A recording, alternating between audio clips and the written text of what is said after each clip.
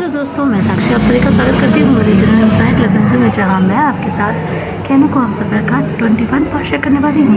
तो पिछले एपिसोड में हमने देखा कि फुमांग जीशू और पैडल के रिश्ते को एक्सेप्ट करने से मना कर देती है और वो पैडल से भी कहती है कि उसे जीशू से रिश्ता तोड़ना होगा, और अगर वो ऐसा नहीं करता है तो फुमांग खुद उससे रिश्ता तोड़ देगी। उसे किसी एक को चुनना पड़ेगा, या जीशू या फिर फुमांग। पैडल के लिए तो ये समय बहुत ज़्यादा कठिन था। वो फुमांग को समझाने की कोशिश भी कर रहा था, पर वो कुछ सुनने को तैयार ही नहीं थी। अभी पैडल को भी फैसला ले नहीं पा रहा था, तो जीशू ही फिर पैडल से रिश्ता तोड़ देता है ताकि फुमांग उससे रिश्ता ना तोड़े। उसके बाद वो वैन के साथ वहाँ से चला जाता है। इसके बाद स्टाइल और फुमांग की भी बहस हो जाती है, क्योंकि स्टाइल ने उसे कुछ बताया नहीं था। जीशू वो इंसान है जिससे पैडल प्यार करता है। उल्टा वो तो यही चाह रहा था कि फुमांग इस रिश्ते के लिए मान जाए। इस कारण से दोनों की काफ़ी बहस हो गई थी और स्टाइल अपने गुस्से में वहाँ से चला जाता है। अभी नेवन और जीशू को दिखाया जाता है जो कि कार में होते हैं। वैन केजिंग भी अभी बहुत गुस्से में होता है और जीशू बेचारा वो तो बस आँखें बंद करके जो फ्रंट सीट का जो हिस्सा होता है ना, जहाँ पे सर रखते हैं, वहीं पर अपनी आँखें बंद करके बैठा हुआ होता है और अपना वैन ड्राइव कर रहा होता है। वो जीशू की तरफ देखता है और वो काफ़ी ज़्यादा वर्ड होता है, लेकिन उससे ज़्यादा वो गुस्से में होता है और वो वापस से ही जो काटते उसे चलाने लग जाता है। अभी वो दोनों घर आ जाते हैं और घर में मियान, सैनरियो और वोशु उनका वेट ही कर रहे होते हैं, क्योंकि उन्हें जानना था कि फुमांग के साथ मीटिंग कैसी रही। लेकिन वो तीनों जब इन दोनों को चेहरा देखते हैं तो लोग तो शॉक्ड हो जाते हैं और बहुत ज़्यादा पैरेड भी। वो तीनों फिर एक दूसरे का चेहरा देखते हैं और फिर वो तीनों ही अपने वैन के पोजीशन के पास जाते हैं। अभी वोशु कहता है, क्या हुआ, कोई प्रॉब्लम हो गई क्या? अभी जब नजीश होता है तो उन तीनों के साथ देखता है और कहता है, आई एम सॉरी एवरीवन। फिर वो वैन की तरफ देखता है और कहता है, वैन मैं कुछ देर के लिए अकेला रहना चाहता हूँ। अभी वैन कुछ बोलने वाला होता है, इससे पहले नजीश कहता है, मैं जानता हूँ कि आप क्या सोच रहे हैं और क्या कहना चाह रहे हैं, पर निश्चिंत रहिए, मैंने आपको वचन दिया है पहले जैसी गलती दोबारा नहीं करूँगा। बस कुछ देर अकेला रहना चाहता हूँ, प्लीज़ वैन। अभी जो अपना वैन होता है वो फिर नॉन करता है और जीशू वहाँ से चुपचाप चला जाता है। अभी ये तीनों तो यहाँ पे खड़े रहते हैं तो कुछ समझ में नहीं आ रहा होता है। अभी वोशु कहता है, वैन आप तो बताओ क्या हुआ है। अभी वैन फिर डीप ब्रेथ लेता है और वहाँ हुई हर एक घटना जो उसने देखी थी, जो उसने सुनी, वो सभी चीज़ें वो बता देता है उन तीनों को। फिर सैनरियो कहते हैं, इतनी पढ़ी लिखी होने के बाद भी ऐसी सोच है उनकी, छी। अभी वोशु कहता है, मुझे तो यकीन नहीं हो रहा है अभी भी। अभी मैम कहती है, तो मतलब जीशू ने पैडल से रिश्ता तोड़ दिया, उनकी शादी नहीं हो पाएगी। अभी जो सैलरी होते हैं वो मियान की तरफ देखते हैं और फिर होते हैं खैर वो कुछ नहीं है। अभी वह नाम से जाता है और फिर मियान का तो दिल टूट जाता है। लाइक उन्हें जो कुछ भी हुआ उससे बुरा लगा था, ऑफकोर्स उन्हें बुरा लगा था, लेकिन उससे ज़्यादा उन्हें बुरा लगा था इस बात से कि अब पैडल और जीशू की शादी नहीं होगी। जो वो इतने दिन से सोच रही थी कि लाइक अभी कपल बन जाएंगे और अभी तो वो ये भी सोच रही थी इनकी शादी होने वाली है, वो सब कुछ अब पानी में चला गया था ना। उन्हें लग रहा था कि अब तो फिर जीशू की और भी ज़्यादा क्या करेगा, ये सोच रही तो उन्हें और भी ज़्यादा बुरा लग रहा था। कहाँ वो सोच रही थी कि इनकी शादी हो जाएगी, जीशू बन के वैसे चला जाएगा, लेकिन अब तो सब कुछ उल्टा हो गया। ये सैनरी कहते हैं, मुझे लगा था कि सब कुछ धीरे धीरे सही पर ठीक हो जाएगा, लेकिन हम लोग वापस से एक बड़ी समस्या में आकर फंस गए हैं। अब हम सबको जीशू को संभालना होगा। वैन सबसे ज़्यादा तुम्हें जीशू को संभालना होगा, क्योंकि वो तुम्हारे सबसे ज़्यादा क्लोज है, तुम्हें उसका ख्याल रखना होगा। अब मियाँ ने सुन लिया तो उन्हें बहुत गुस्सा आ रहा होता है। फिर खुशी कहता है, आप सही कह रहे हैं पापा, ये सिचुएशन बहुत ख़राब है। अपने प्रेमी से अलग होना, उसके बाद जो दर्द होता है, जो तकलीफ होती है, वो बहुत बुरी होती है। अभी वैन कहता है, मुझे तो ये समझ नहीं आता है कि जीशू ही क्यों, हमेशा उसके साथ ये सब क्यों होता है। हर तकलीफ, हर दुख उसके नसीब में क्यों हो जाता है। कितनी मुश्किल और तकलीफ के बाद मैंने उसके चेहरे पे वो सुकून देखा था, खुशी देखी थी, लेकिन नहीं, किस्मत हमेशा उसके साथ ऐसे ही करती है। अब ऐसा नहीं, उसके शोल्डर पे हाथ रखते हैं और कहते हैं, बेटा जो हो गया उससे बदला नहीं दे सकता। हम बस इतना कर सकते हैं कि इन सब कारण से जो जीशू को तकलीफ आई है उसे कम करने की कोशिश कर सकते हैं। बस हमें वही करनी है, समझ रहना। तो अभी वह उनके हाथ पे नोट करता है। अभी हमें पहले युवान को दिखाया जाता है जो कि कार में होते हैं और अभी युवान ही कार चला रहा होता है। और मैं पैदल, जो कि जो फ्रंट सीट पे बैठा हुआ था, और उसने खिड़की खोल रखी थी। खिड़की जहाँ से स्टार्ट होती है उसी के ऊपर अपना हाथ रखे हुए था और बाहर की तरफ देखा था। खिड़की के बाहर से आने वाली हवा पैदल के गालों को छू रही थी, उसकी पूरी तेज कर छू रही थी। हवा के कारण उसके बाल ही पूरी तरह से बिखर चुके थे, तो वो बस बाहर की तरफ देखे जा रहा था। अभी ईमान का सारे ही कहता है, मुझे यकीन नहीं हो रहा है कि दी ऐसा कर सकती है। ये वही दी है जो हमारी खुशी के लिए सबसे लड़ती थी। मुझे यकीन नहीं हो रहा है जो आज हुआ। दी ऐसे कैसे सोच सकती है? वो इतनी पढ़ी लिखी, इतनी समझदार है, हमसे बड़ी है, उम्र में भी, तजुर्बे में भी, और स्टिल ऐसा कर रही है। अभी पैडल कहता है, जैसा दिखता है हमेशा ऐसा होता नहीं है युवान। अभी युवान बड़ा कंफ्यूज होकर तो पैडल की तरफ देखता है, कहता है, व्हाट डू यू मीन? अरे तुम ये तो नहीं कहना चाहते कि दी ने ऐसा कुछ मजबूरी में किया है? अभी पैडल उसकी तरफ देखता है और कहता है, बिल्कुल नहीं, मैं मान नहीं सकता दी ने कुछ मजबूरी में किया है, और सब कुछ उन्होंने सोच समझ के किया है। बट द सीन इज, इसका कारण कुछ और है जो कि हम लोग को पता नहीं है। लाइक ऐसा मैं मान ही नहीं सकता।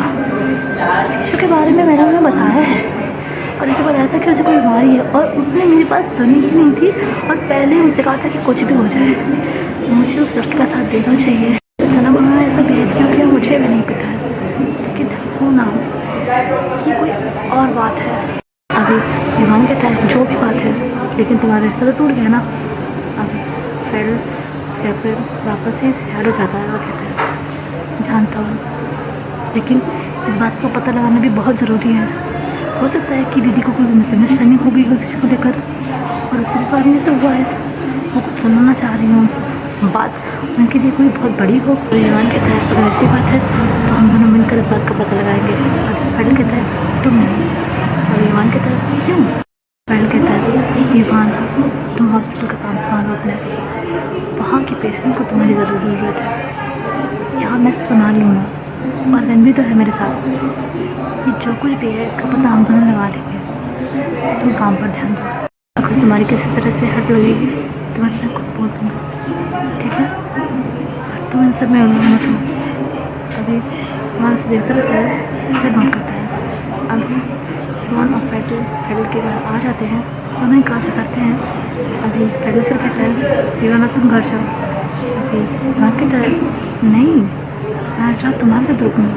अभी फैडल कहता है, कम ऑन, तुम घर जाओ, यहाँ से हॉस्पिटल बहुत दूर है, और तुम्हें चिंता करने की ज़रूरत नहीं है, मैं कोई बड़ा कदम नहीं उठाऊँगा। अभी ईमान कहता है, नहीं ऐसी बात नहीं है, I just wanted to be with you. अभी फैडल कहता है, ईमान मैं तुम्हारी चिंता समझ रहा हूँ, पर इन सब की कोई ज़रूरत नहीं है, मैं खुद के साथ कुछ गलत नहीं करूँगा। अभी ईमान कहता है, पर मैं तुम्हारे साथ रहना चाहता हूँ। अभी फैडल कहता है, और मैं जानता हूँ कि तुम मेरे लिए वरिड हो, इसलिए मैं सर रहना चाहती हूँ, बट ट्रस्ट में मैं ठीक हूँ, तुम जाओ, कल तुम्हें हॉस्पिटल पे जाना है, और अभी बहुत लेट हो गया है। अभी ईमान उस पर इग्नोर करता है, और फिर फैडल को हक करता है और कहता है, अपना ख्याल रखना प्लीज़। फैडल कहता है, हाँ तुम भी, अब जाओ। अभी ईमान फिर उससे अलग होता है, फिर वहाँ से चला जाता है। अभी फैडल उस जाते हुए देखता रहता है, और फिर अपने घर की तरफ देखता है, पर घर में जाता नहीं है। वो जहाँ पर खड़ा था उसके सामने वाली जगह थी, सामने जो थी, वो वहाँ की तरफ देखता है, और वहाँ पर ही चलने लग जाता है। अभी उसके मन में जो भी आज हुआ था वो सब चीज़ चल रहा होता है, और फिर उसे शीशे के मंदिर में जो कहा था वो सब चीज़ें भी याद आती है। वो और नहीं कहता है, शीशे के पास समय बहुत कम है, और उस पर ये सब कुछ हो गया, समझ नहीं आ रहा क्या करूं। अभी ये सब चीज़ें उसके मन में चल रही होती है, और उसे बहुत ही ज़्यादा दुख हो रहा होता है, उसे रोना हो रहा होता है अपनी सिचुएशन में कि वो कुछ भी नहीं कर पा रहा है। वो शीशु के साथ उसके आखिरी समय में साथ रहना चाहता था उसके साथ, लेकिन सब कुछ खराब हो गया। इस सोच कर उसे बहुत दुख हो रहा होता है, और उसे रोना आने लग जाता है। वो वहीं जो सड़क थी उस पर चलते चलते ही रोने लग जाता है। अभी रात भी बहुत हो गई थी, तो रोड पर एकदम ही सन्नाटा हो रखा था, और बिल्कुल सुनसान हो रखी थी वो रोड। और पहले उस रोड पर चलने वाला अकेला इंसान नहीं था जो सुनसान रोड पर चल रहा था, उसके साथ कोई और भी चल रहा था। और वो इंसान कोई और नहीं, वो था स्टाइल, जो कि युवा और फेडरल जैसे ही वहाँ से निकले थे तो स्टाइल तो वहाँ से निकला था, वो उनका पीछा ही कर रहा था। वो बस ये चाह रहा था कि एक बार युवा और फेडरल को घर जाते देख ले, घर के अंदर जाते देख ले तो वो फिर चला जाएगा, उसने ये सोचा था। लेकिन फेडरल ने तो युवान को वापस उसके घर भेज दिया और फिर अपने घर खुद भी नहीं गया। रोड पर बंजारों की तरह भटक रहा है। तो फिर उससे रहा नहीं क्या, लाइक वो तो जाने वाला था। उसे लग रहा था कि युवान और फेडरल साथ रुकेंगे, पर ऐसा हुआ नहीं। अगर ऐसा होता तो वो घर चला जाता अपने। लेकिन जब उसने देखा कि फेडरल यूँ ही ऐसे सड़कों पे भटक रहा है तो उसे रहा नहीं क्या, वो उसके साथ ही साथ थोड़ी दूर पर बस चल रहा था इस ख्याल से कि कहीं वो अपने आप को कोई नुकसान न पहुँचा ले फेडरल। वो बस उसके पीछे पीछे चल रहा था, लाइक एकदम पीछे नहीं, उससे एटलीस्ट 20 कदम दूर पे था। और वो भी देख रहा था कि फेडरल कैसे रो रहा है अपनी सिचुएशन में। उसने फेडरल को कभी रोते हुए नहीं देखा, लेकिन आज फेडरल इतना ज़्यादा परेशान है कि वो इस तरह से रो रहा है, उसे इतना हर्ट हो रहा है। और ऑब्वियसली स्टाइल इन सब का कारण खुद को ही मानता था, जो कि वो था। कहीं ना कहीं इन सब चीज़ों की वजह वही था, फेडरल की तकलीफ़ों की वजह, शिशु की तकलीफ़ों की वजह, वैन की तकलीफ़ की वजह स्टाइल ही था। अब फेडरल जो कि रोने जा रहा था, वो अचानक से रोना बंद करता है। वो ये फील करता है कि कोई उसका पीछा कर रहा है। और पहले तो उसने ध्यान नहीं दिया था क्योंकि वो अपने दुख में इतना लीन था और उसे लग रहा था कि कोई होगा। लेकिन वो जो इंसान है वो उतने टाइम से उसके पीछे पीछे ही चल रहा है। अगर किसी को जाना होगा तो आगे से चला जाएगा ना। तो वो अपने आंसू सब पड़ता है और पलट देता है, तो ऑब्वियसली वो स्टाइल ही होता है। अब फेडरल कहता है तुम क्या कर रहे हो यहाँ पे? अभी स्टाइल कुछ नहीं बोलता है। अभी फेडरल कहता है 3 बजे तुम्हें? तीसरा कहता है मैं ठीक हूँ, मेरी चिंता ना करे हो। अभी स्टाइल कहता है मुझे 3 नहीं बचा यहाँ पे, मैं यहाँ पे अपनी मर्ज़ी से आया हूँ। अभी फेडरल फिर तेज़ कदमों से उसकी तरफ आता है और उसके सामने खड़ा हो जाता है और कहता है क्यों, फिक्र हो रही है मेरी? हाँ, चिंता हो रही है? अभी उसके सवाल पे स्टाइल कुछ भी नहीं बोलता है। अभी फिर फेडरल उसे हल्का सा पुश करते हुए कहता है please go man, I just want to be alone, please. अभी कहकर वो पीछे पलटता है और वापस ही चलने लग जाता है, बट रियलाइज़ करता है कि स्टाइल वापस से ही उसके पीछे पीछे आ रहा है।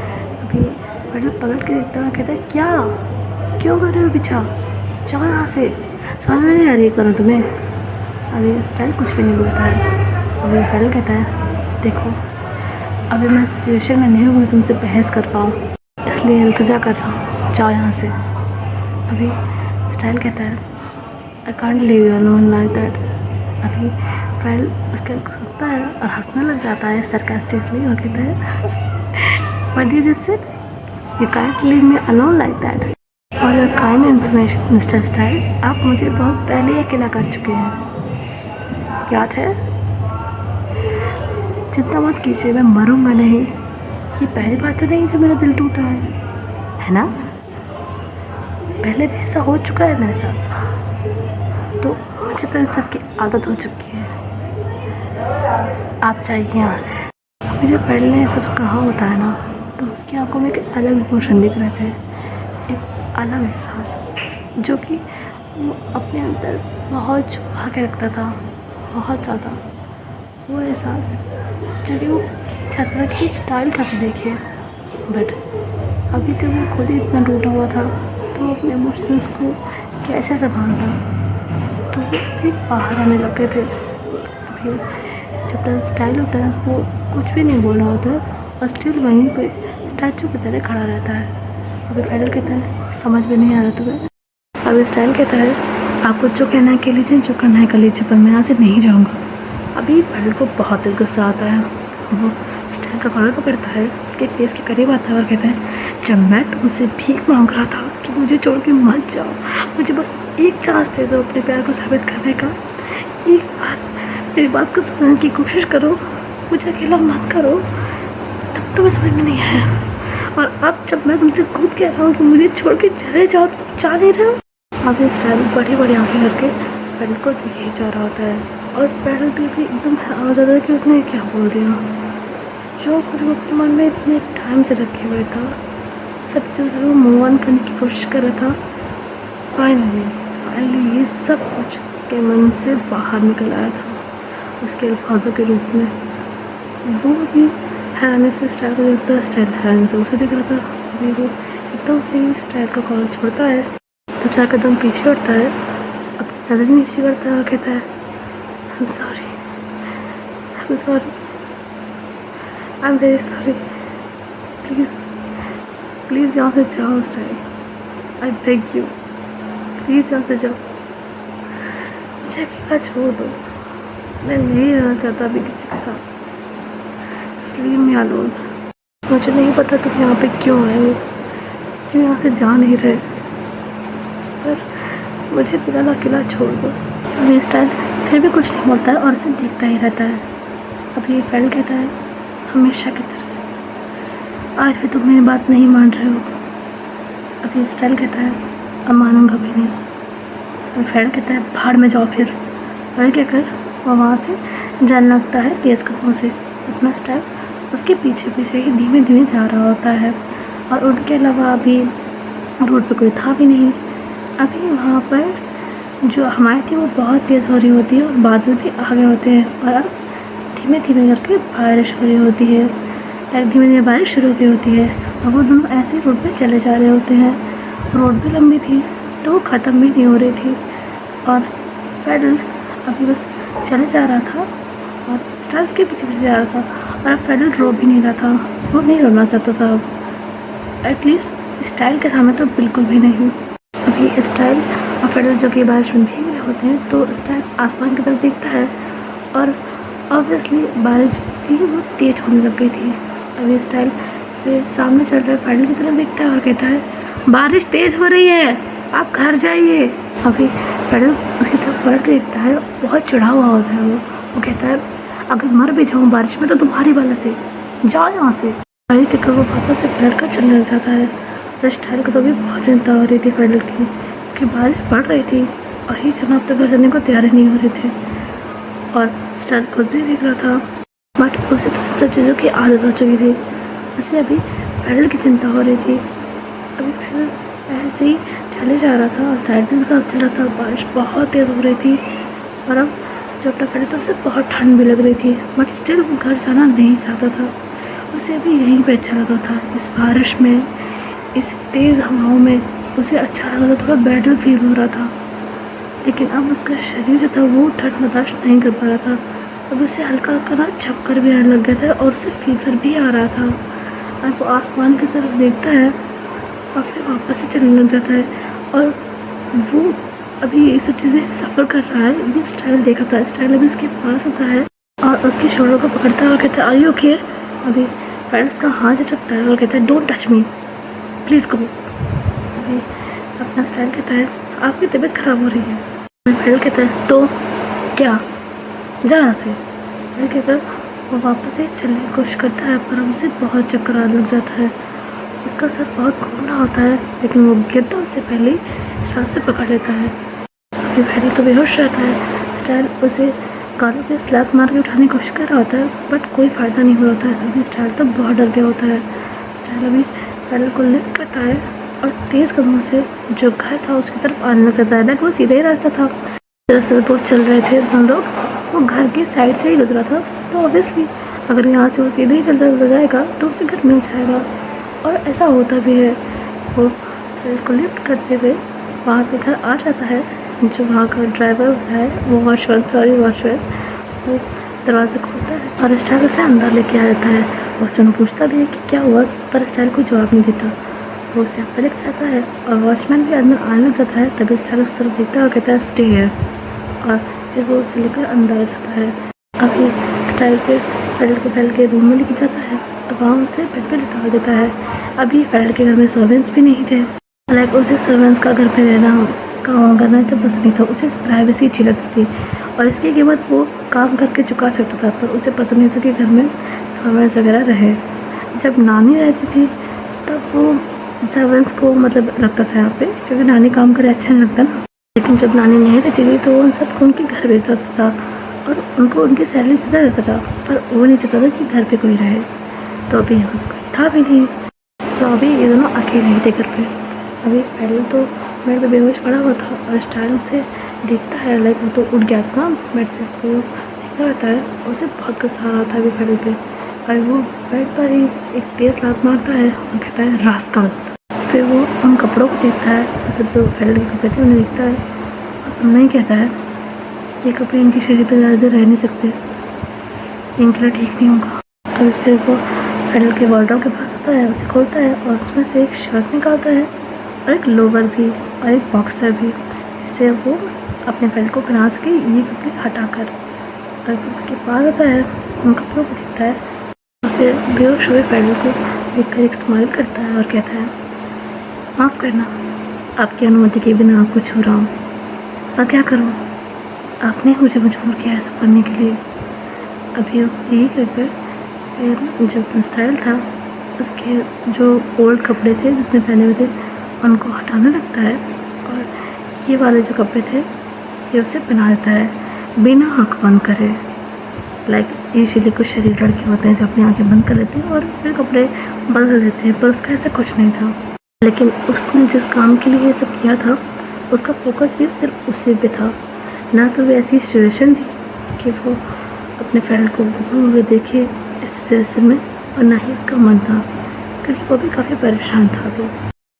अभी फ्रेंड को जो कपड़े थे उसे बनाने के बाद जो उसके पुराने कपड़े थे वो और उठाकर बाथरूम की जो बकेट होती है ना उसमें डाल देता है, अपने हैंड वॉश करता है। वहाँ से आने के बाद फिर वो फर्स्ट एड बॉक्स ढूंढता है जो कि उसे राइटिंग टेबल के जो नीचे वाला कैबिनेट था वहाँ पे मिल भी जाता है।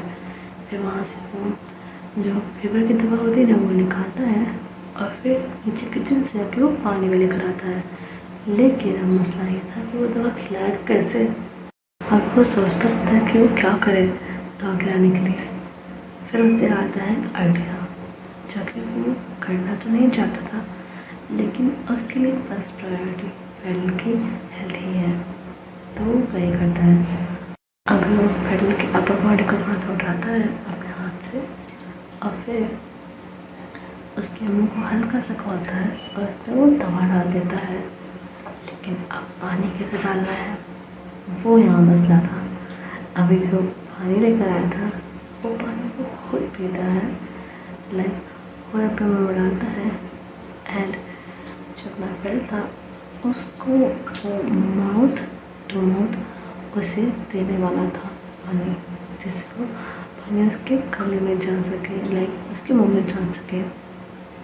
तो भी फ्रेंड का फेस पकड़ता है और फिर उसे काइंड ऑफ प्रेस कर लेता है और पानी उसके मुंह में ट्रांसफ़र करता है एंड चीज़ सक्सेसफुल होती भी है। लाइक जो दवा थी वो उसके शरीर में चली गई थी। अभी वो फिर फ्रेंड को वापस से बेड पर डालता है और अब वो उसे देखने लग जाता है बड़े ही गौर से। फिर वो अपने लिप्स को टच करता है और फिर वापस से वो फ्रेंड की तरफ देखता है। फिर वो अपना हाइट चेक करता है, फ्रेंड को चादर उड़ाता है। उसके बाद वहाँ से वो फिर किचन में आता है और किचन में से एक बोल में ठंडा पानी लेकर आता है और फिर वापस से फ्रेंड के वार्डरोब में जाता है और वहाँ पर साइड में जो ड्रॉर्स लगे थे वहाँ से वो एक ड्रॉर्स खोलता है, ड्रॉर मतलब, और फिर वहाँ से एक हैंकी निकालता है। लाइक उसमें साफ और मतलब धुले हुए हैंकी रखे हुए थे, आयरन किए हुए, जिन पर उसके अंदर तक गई थी जब वो कपड़े ढूंढ रहा था। फिर वहाँ से एक रुमाल निकालता है वो और फिर वो फ्रेंड के जो माथा था वहाँ पर वो ठंडी पट्टी रखने लग जाता है, लाइक होते हैं ना फेवर में वैसे रखने लग जाता है। फिर वो उसके हाथों पर भी रखता है और उसके नेक पर भी। उसके बाद वो फिर फ्रेंड की शर्ट हल्के से खोलता है, लाइक इतने कि उसका चेस्ट सिर्फ दिखे, और उसके बाद वो वहाँ पर भी वाइप करने लग जाता है उसे ठंडे पानी से, लाइक करते हैं ना वैसे भी वाइप कर रहा था। और उसके बाद फिर फ्रेंड के चेस्ट की तरफ जाता है, फिर वो फ्रेंड के फेस की तरफ देखता है और इस समय फ्रेंड पूरी तबाही लग रहा था। लाइक वो इतना सुंदर, इतना हैंडसम लग रहा था कि उसकी कोई इंतहा ना हो। अभी स्टाइल पर अपना ध्यान डाइवर्ट करता है और जो काम कर रहा था उसी को ही करने में वो ध्यान लगाने लग जाता है। अभी जब वो इत्मीनान कर लेता है कि फैल का फीवर उतर गया है, लाइक जब तक वो उतरा भी नहीं था तब तक वो ऐसे सब कुछ कर रहा था, लाइक ठंडी बुट्टी रखा था उसके ऊपर। और थोड़ी देर बाद जब उसका बुखार उतर गया था तो वो उस फूल को वापस जाके किचन में रख देता है और फिर रुमाल को वो उसी बकेट में डालता है धुलने के लिए। फिर वो फैल को चादर चेस्ट तक उड़ा देता है और उसकी शर्ट के बटन भी उसने बंद कर दिए होते हैं। अभी वो वहाँ पर एक कुर्सी लेकर आता है, लाइक जो रखी हुई थी राइडिंग टेबल के पास, वो उसे लेकर आता है और वहीं पर बैठ जाता है और बस फैल को देखे जा रहा होता है। वो फिर कहता है, मुझे माफ़ कर दीजिएगा फैल, मुझे नहीं पता था कि मेरे बदले की कीमत इतनी बड़ी होगी। मेरी वजह से आपकी ज़िंदगी का तमाशा बन गया, शीशा की ज़िंदगी बर्बाद हो गई, मैंने अपने प्रेमी को खो दिया। आप लोगों की इन सब में कोई गलती नहीं थी, फिर भी आप सब मेरे बदले की कीमत चुका रहे हो। शीशा मुझे भाई कहता है, स्टाइल भैया, लेकिन उसे क्या पता कि उसके ये भाई भैया मेरी वजह से मारे गए। उसे क्या पता कि उसकी ज़िंदगी खिलवाड़ बन गई है मेरी वजह से। सब कुछ मेरे कारण हुआ है। काश कि उस दिन दादी दादू गए ही ना होते। कहानी में इंट्रोडक्शन के लिए मैं बहुत ज़्यादा समय पाती हूँ, पर आप सभी को लग रहा होगा ना कि यहाँ चल क्या रहा है। फैल जो कह रहा है उसका क्या मतलब है, स्टाइल जो कर रहा है उसका क्या मतलब है, और वो क्यों कह रहा है कि उसकी वजह से सब कुछ हुआ है। तो अब मैं आप सभी की सारी समस्याओं को सॉल्व कर देती हूँ। इस कहानी की शुरुआत होती है कई सालों पहले, जब किम हायसन और जेन रू कॉलेज में पढ़ा करते थे। उनके कॉलेज में एक लड़का पढ़ता था जिसका नाम था ऑलाइजी, जो कि किम हायसन और जेन रू की तरह अमीर नहीं था। वो वहाँ पर स्कॉलरशिप में आया था। वो लड़का जितना पढ़ाई में अच्छा था उतना ही स्पोर्ट्स में भी अच्छा था, और वो और किम हायसन दोनों ही एक टफ कंपटीशन शेयर करते थे, क्योंकि किम हायसन भी पढ़ाई में अच्छे थे और स्पोर्ट्स में भी, और वो लड़का भी लाइक ऑलाइजी भी। लेकिन ये कंपटीशन जो था वो बाकियों के लिए ही था। उनके अपने मन में एक दूसरे के लिए कोई ही भावना नहीं थी। वो बस अपना काम करते थे, काम से काम करते थे, लेकिन बाकी लोग उन्हें कंपटीशन की वजह से ही देखते थे। वहाँ पर लड़कियों का ग्रुप भी था जो उन दोनों को पसंद करता था, लाइक उनकी अलग ही चलती थी। जैसे BTS और ब्लैकपिंक की चलती ना, फैंडम आपस में लड़ते रहते हैं, वैसे ही सिचुएशन यहाँ की थी। पर उन दोनों के अपने मन में कोई ऐसा भाव नहीं था एक दूसरे के प्रति। वो लोग बस अपने काम से काम रखते थे और वो लोग किसी लड़के पे ध्यान में नहीं देते थे, ना किम हायसन और ऑलाइजी, क्योंकि ऑलाइजी की लाइफ में तो कोई लड़की पहले से ही थी, एक लड़की जिससे वो बचपन से ही प्यार करते थे। लाइक वो चाइल्डहुड स्वीटहार्ट होते हैं ना, वो वैसे ही थे। अभी यहाँ से कॉलेज से निकलने के बाद उन दोनों की दुनिया अलग हो गई थी। अभी किम हायसन ने फिर अपने विरासत में बिजनेस को ही संभाला था, और जो अपने ऑलाइजी थे वो एक अच्छी खासी जॉब करते थे, लेकिन उन्होंने उसके बाद अपना एक बिज़नेस स्टार्ट किया था और वो बिज़नेस चला भी खूब था। और धीरे धीरे करके वो और किम हायसन दोनों ही एक कंपटीशन शेयर करने लगे थे, लेकिन उनके बीच में तब भी एक दूसरे के प्रति कोई हीन भावना नहीं थी। वो दोनों ही बस अपने काम पे ध्यान रखते थे, और उन दोनों के बीच में भले ही कॉम्पिटिशन था, पर वो दोनों ही एक दूसरे को उतना भी नुकसान नहीं पहुंचा रहे थे। लाइक वो लोग हमेशा टॉप पर ही रहते थे दोनों लोग, तो इतना कुछ खास नुकसान उन लोग होता नहीं था। अभी इसी बीच जो अपने ऑलाइजी थे उन्होंने अपनी चाइल्डहुड स्वीटहार्ट जो थी उनकी गर्लफ्रेंड, उससे विवाह भी कर लिया था, लेकिन वो लड़की पहले रिच घराने से थी, तो ऑलाइजी उससे विवाह नहीं कर सकते थे, हालांकि वो प्यार उससे बहुत करते थे। और ऑलाइजी के जो फादर थे वो उस लड़की के घर पे माली का काम करते थे, तो ऑलाइजी भी वहाँ पे चलता, तो तभी वो दूसरे को जानने लगे थे। लेकिन ऑलाइजी ने उससे कहा था कि वो शादी उसी से करेगा, लेकिन जब तक वो काबिल नहीं बन जाता वो शादी नहीं कर सकता। क्योंकि वो उसे एक अच्छी लाइफ देना चाहता है और उसने अपने वादे को पूरा भी किया था। जब वो एक स्टैब्लिश बिजनेसमैन हो गया था तो उसने शादी भी की थी। लेकिन यहाँ पर अड़चन ये थी कि जो अपने किम माई सन थे, उनका छोटा भाई जो कि उस लड़की के साथ कॉलेज में पढ़ता था, वो भी उससे प्यार करता था, जिसका नाम था लॉन्गकोई। लॉन्गकोई भी उससे बहुत प्यार करता था। उसने अप्रोच भी किया था पर वो लड़की ऑब्वियसली ना कर रही थी। लॉन्गकोई के बार बार उसे अप्रोच करने के बाद थी और उसने अपने और लड़की से शादी कर ली थी, लेकिन लॉन्गकोई उसे भूल ही नहीं पा रहा था। But still life was going well, सब कुछ सामान्य चल रहा था। लॉन्गकोई ने अभी भी ऐसा कुछ किया नहीं था। वो भी अपनी लाइफ में आगे बढ़ने की कोशिश कर रहा था। तो वो नहीं पढ़ पा रहा था बट स्टिल कोशिश वो कर रहा था। अभी सब कुछ नॉर्मल चल रहा था और ऐसे की लाइफ भी काफ़ी सेट चल रही थी। उसकी गर्लफ्रेंड जो कि उसकी वाइफ थी वो प्रेगनेंट थी 7th मंथ।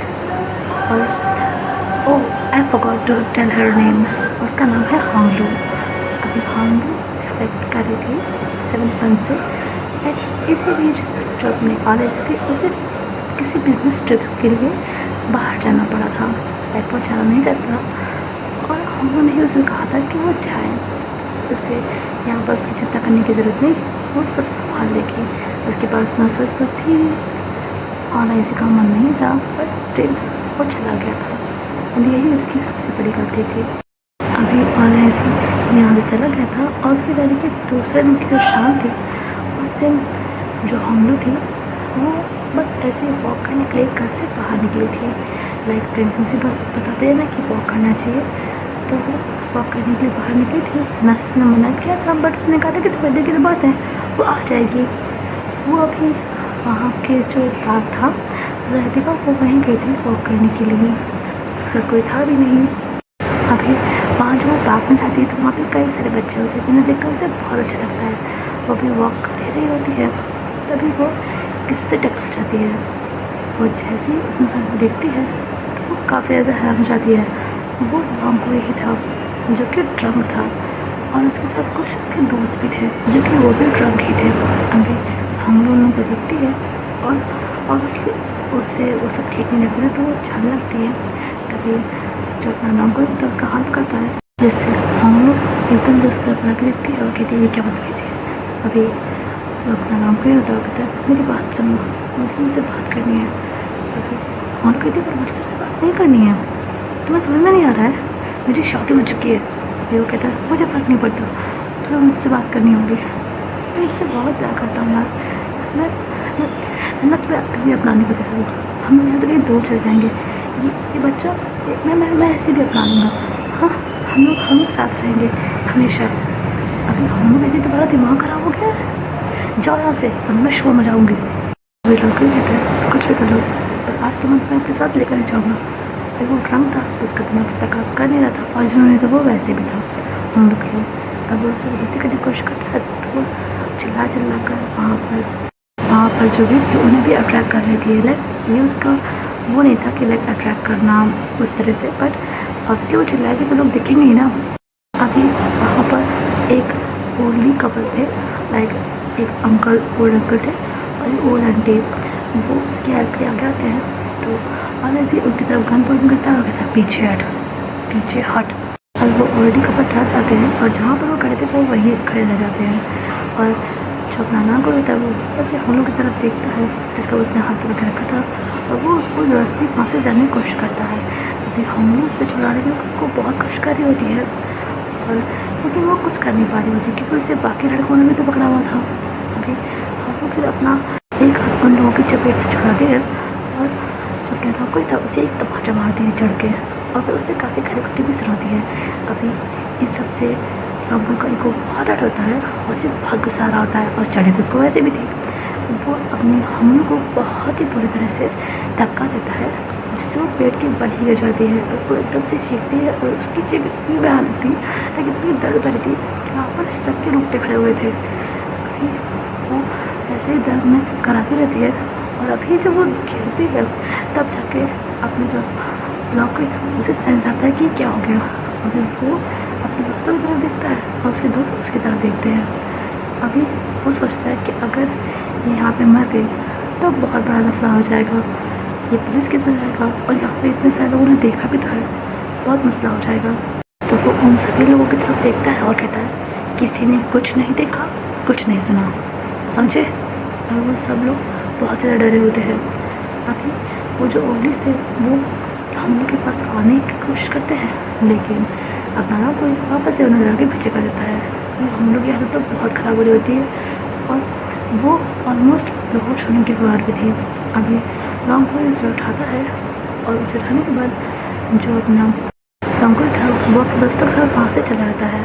अभी ये सारा मंजर वहाँ पे खड़े लोगों ने देखा होता है और जो बच्चे थे उन्होंने भी देखा होता है और उन्हीं बच्चों में से एक था स्टाइल। और जो ओरली थे जो कि हम लोग की हेल्प करना चाहते थे वो उसी के दादादादी थे।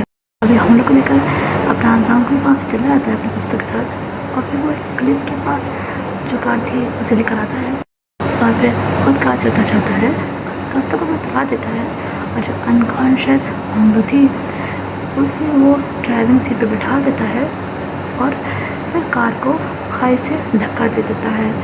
खाई से कार गिर जाती है और ऑब्वियसली हम लोग की मौत हो जाती है। अभी वहाँ से लोग अपने अपने घर चले जाते हैं और अभी जो अंकल था वो अपने घर आया था, पर अभी किम हसन जो थे वो सैंड्रियो के साथ थे। लाइक दोस्त लोग दोस्त के घर जाते ना मिलने के लिए, वैसे था जो अपने किम हसन थे वो सैंड्रियो के घर आए हुए थे और वो लोग अपना मस्ती कर रहे थे।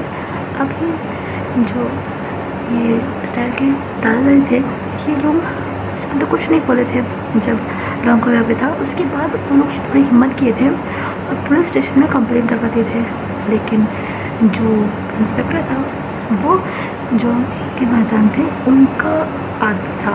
लाइक होते ना बिजनेसमैन आदमी रख लेते हैं, मतलब पुलिस वालों को अपने कंट्रोल में रख लेते हैं, तो हम वैसे ही था। तो वो जाकर ये सारा मामला के पहचान को बता देता है और सैंड्रो भी उस समय वहीं पर थे। अभी जो अपने के पहचान होते हैं वो कहते हैं कि उन्हें पता है कि उन्हें क्या करना है, लेकिन पुलिस का मैटर वो संभाल ले, जिससे इंस्पेक्टर राजी हो जाता है और जितने भी एविडेंसेस अभी तक वहाँ पर थे, लाइक सीसीटीवी कैमरा जो रोड पे लगे हुए कैमरे थे, उन सब के साथ टेम्परिंग अच्छे से की गई थी और जितने भी सबूत थे पार्क से लेकर उसके तक के वो सब मिटा दिए गए थे। यहाँ तक कि जो एक्सीडेंट था, लाइक जो मर्डर था, उसे भी एक्सीडेंट करार कर दिया गया था। ऐसे दिखाया गया था कि होंगलू ही कार चला रही है और उससे ही एक्सीडेंट हो गया है और कार जो है वो क्लिफ में जाके गिर गई है। और अपने जो के भाईजान थे और उन्होंने पुलिस का मैटर संभालने के लिए सिर्फ इसलिए नहीं कहा था कि जो एविडेंस है वो मिटाया जाए, जो आप करने वाले हैं उससे भी बचने के लिए उन्होंने कहा था। लाइक वो जो आप कर्मकांड करने वाले हैं उसके बाद जो होगा वो पुलिस संभाल ले, ऐसा उन्होंने कहा था। अभी उसके बाद ना उन्होंने इतना घिनौना काम किया था, लाइक जितने भी लोग वहाँ पार्क में मौजूद थे जिन्होंने ये सारा कार्यक्रम होते हुए देखा था जो कि लॉन्ग ने किया था, उन्होंने उन सभी लोगों को, लाइक सीसीटीवी तो वहाँ पे था ही, उन सभी लोगों को मरवा दिया था, जिसमें कई सारे बच्चे भी थे और उनमें से स्टाइल की फैमिली भी थी जिन्हें मरवाया गया था। लाइक जो अपने किम हसन थे वो अपने आदमी के साथ स्टाइल के घर गए थे। ऑब्वियसली एड्रेस पता करना कौन सी बड़ी बात है, तो वहाँ पे घर गए थे उसके और वहाँ पर उन्होंने जो स्टाइल के माँ बाप थे उसे भी मार दिया था और उसके दादाजी को भी मार दिया था। लेकिन गनीमत ये थी कि पहले स्टाइल के दादाजी को मारा गया था, तो तब तक जो स्टाइल की मम्मी थी उसने उसे जो एक बॉक्स था उसके अंदर छुपा दिया था। लाइक वो बक्सा होता है ना, वहाँ पे वो था तो उसके अंदर छुपा दिया था। तो उसने सब होते हुए ज़रूर देखा था, लेकिन उसे किसी ने नहीं देखा था। वहाँ पर उसकी आंखों के सामने उसकी पूरी फैमिली को ख़त्म कर दिया था कि मजा है। और ऐसे को जैसे ही सबका पता चला था तुरंत ही अपनी मीटिंग वगैरह छोड़ के आ गया था। लेकिन जब तक वो आया तब तक सब खत्म हो चुका था। जो मर्डर था वो एक्सीडेंट बन चुका था। सब कुछ ऐसे दिखाया गया था जैसे कभी वहाँ पर कुछ गलत हुआ ही ना हो। इतना पैसा बहाया गया था इस क्राइम को छुपाने के लिए कि जिसकी कोई तादाद नहीं। लेकिन और ऐसे को कुछ भी नहीं मिला था। उन्हें यकीन था कि उनकी पत्नी के साथ गलत हुआ है, लेकिन उनके पास कोई सबूत नहीं था। और तभी कैसे सब कुछ तो किरण ने बर्बाद कर दिया था। और ऐसे इस हादसे से बहुत ज़्यादा टूट गए थे। लाइक उनके पास हम लोग के अलावा कोई भी नहीं था। उनके फादर की भी मौत हो चुकी थी। उनके पास अपना कोई नहीं था सिवाय हम लोग के, उस बच्चे के जिसके आने के उन्होंने हर दिन इंतज़ार किया था, लेकिन उनको नहीं आने वाला था। उनकी पत्नी हमेशा घर में छोड़ के जा चुकी थी। वो बहुत ज़्यादा डिप्रेस हो गई थी इस चीज़ से। अभी जो स्टाइल था, उसके जो दादा दादी थे ना, जिनको मार दिया गया था, लाइक मार तो उनकी पूरी फैमिली को था, पर उसके जो दादा दादी थे ना, वो फोन क्या काम करते थे। लाइक जो अपने ये पैडल की बहन है, इनके काम करते थे। और जिसमें जो उसकी दादी थी, वो उमंग की नैनी रह चुकी थी। लाइक तब तक उमंग यंग थी ना, अभी तो उमंग की उम्र 13 साल है। ये बात है दरअसल 17 साल पहले की। तो तब तो वो यंग थी, तो उसकी नैनी रह चुकी थी अपने स्टार्ट की दादी। जो उसके दादू थे, वो जो अपनी पोगन थे उसके घर के केयर टेकर रह चुके थे। तो दोनों से अपनी पोगन की बहुत अच्छी बॉन्डिंग थी।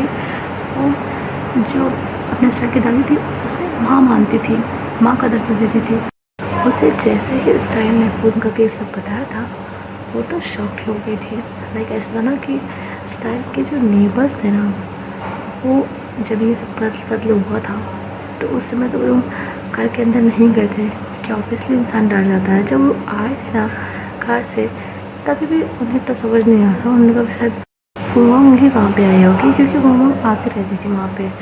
लेकिन जब ये हादसे होने लगे थे, लाइक जब इंसान को कत्ल किया जाता तो चिल्लाता तो है ही ना, तब उन्हें लगा कि कुछ गड़बड़ है। लेकिन वो इतने डरे हुए थे कि गए नहीं थे। लेकिन जब वो सब लोग वहाँ से चले गए थे, उसके बाद वहाँ पे सब गए थे, और उन्होंने स्टाइल की मोम के पास बैठे स्टाइल को बदहवास पाया था, जो वो उन्हें देख रहा था।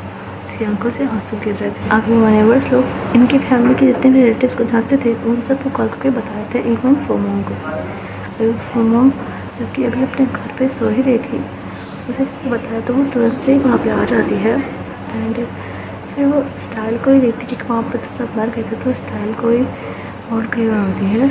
और फिर ये सारा क्रम का प्रपंच जो था वो होता है। उसके बाद वो उससे पूछती है लाइक क्या हुआ यहाँ पे, क्योंकि वो कुछ बोल ही नहीं रहा था। लेकिन जब स्टाइल थोड़ा नॉर्मल हुआ था, तो उसने फ़ोन को सारी को बताई थी। और लकीली यहाँ केस ऐसा था कि जो अपना स्टाइल था, वो किन वैसन को पहचानता था। लाइक वो इंटरव्यूज़ और जो मैगज़ीन्स थी, उसमें उनकी फ़ोटो को देख रखा हुआ था, तो वो पहचानता था उन्हें और उन्हें बता देता है कि लाइक हुआ क्या है। और जो उसने वहाँ पर देखा था, वो भी उसने बताया था। लाइक पार्क में जो उसने देखा था, वो भी वो बता ही दिया था कि लाइक क्या हुआ था। अभी वो ये जो सब सुनते हैं, तो उसको बहुत गुस्सा आता है। फिर वो अपने तरीके से पता करने की कोशिश करती है, क्योंकि स्टाइल को जितना पता था, वो तो वही बताया था ना। वो बाकी सब पता करती है। उसे बहुत गुस्सा आता है कि नौज़ाई के ऊपर, क्योंकि यार ये उसकी फैमिली थी। बिना किसी गलती के ये सब कुछ उसकी फैमिली ने, बिना किसी गलती के स्टाइल इस उम्र में, लाइक महज 11 साल की उम्र में यतीम हो गया। उसे बहुत गुस्सा आ रहा था। अभी फिर की भाईजान से रिवेंज लेने का ठान लेती है। उसके बाद वो ऑलाइजी को ढूंढती है, लाइक जो कि बिल्कुल डिप्रेस हो गया था इन सब चीज़ों के कारण, और वो उसे भी सारी बात बता देती है। लाइक वहाँ पर क्या हुआ था, वो सब कुछ उसे बता देती है। एंड उसे इवन वो स्टाइल के पास भी लेकर आती है। वो उससे भी पूछता है, तो वो भी वही बताता है जो कि उसने देखी सब कुछ। एक 11 साल का बच्चा इतनी सोने के लिए अपनी आँखों में झूठ तो नहीं भूलेगा ना। आगे और ऐसे और फोमो, ये दोनों ही मिलकर ठान लेते हैं कि अब एक के भाईजान की फैमिली को एकदम ही बर्बाद कर देंगे। और फिर प्लान एग्जीक्यूट किया जाता है। ये तो कायदा से लॉन्गोई को पहले उनकी निशानी पहना चाहिए था, पर जैसे ही हादसा हुआ था, जो अपने के भाईजान थे, उन्होंने लॉन्गोई को बड़ी होशियारी से देश से बाहर भेज दिया था। और वो वहाँ पे उसे बहुत निगरानी से भी रखते थे। ऐसा नहीं था कि ये वो बहुत आवारा की तरह घूमता रहता था, ऐसा नहीं था। उसे कड़ी निगरानी में रखा जाता था, क्योंकि के भाईजान ने जो इस बार किया था, उन्हें भी उस चीज़ का पछतावा था। वो उस तरह के क्रिमिनल इंसान नहीं थे, वो बस अपने भाई को बचाने की कोशिश कर रहे थे। तो उन्होंने उसे बहुत ही कड़ी निगरानी में रखा हुआ था विदेश में, लाइक उसी जगह पे जहाँ पर अभी स्टाइल परफॉर्मर थे, जहाँ से वो लोग थाईलैंड लौटे हैं। तो अब लोगों को तो वहाँ था नहीं, तो उनका टारगेट बनता है शिशु, जिसे अपने और ऐसे किडनैप भी कर लेते हैं। लाइक पार्क में था वो, नैनी उसे पार्क ले गई थी, वहाँ से ही वो उसे किडनैप कर लेते हैं बड़ी ही होशियारी से, और फिर केभासन को इन्फॉर्म भी करते हैं अपने आलाइजी। और फिर जो अपने मॉम थी वो उसमें 2 साल के बच्चे को वो वायरस इंजेक्ट कर देती है, जिसके कारण आज शिशु की ये हालत है। और उसके लिए किसी वायरस को प्राप्त करना इतनी कोई बड़ी बात नहीं थी, क्योंकि वो खुद ही वायरस के एंटीडोट बनाती थी। लाइक वो साइंटिस्ट थी, वो उसी फील्ड में काम करती थी, तो कोई ऐसा रेयर वायरस उसको प्राप्त करना उसके लिए कोई बड़ी बात नहीं थी। अभी इसके जो अपने के हस्बैंड थे उन्हें वहाँ पर बुलाया जाता है। लाइक इस जो चीज़ थी इससे फोमोन को और स्टाइल को दूर रखा गया था, और ऐसे ने खुद ही उन्हें दूर रखा था ताकि वो खुद को पुलिस के हवाले कर दे और ये सारी चीज़ का ब्लेम उस पर खुद आ जाए, और फोमोन और स्टाइल बाकी लोग को देखें, वो जो नौकरी है उसे ढूंढें और उसे उसके अंजाम तक पहुँचाए।